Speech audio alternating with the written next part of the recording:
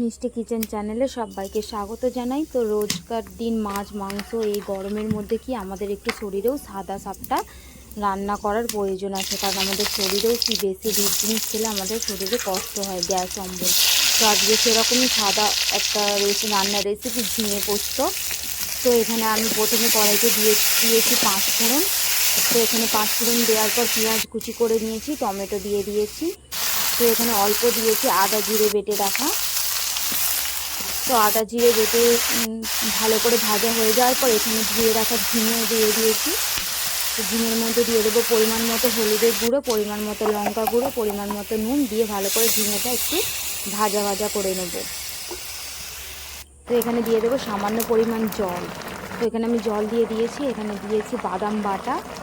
তো আর দিয়ে দিলাম এখানে পোস্ত বাটা। তো দেখো আমার ঝিঙে পোস্ত রেডি হয়ে গেছে। এখানে তোমরাও চাইলে এরকম সাদা সাপটা তরকারি খেতে পারো।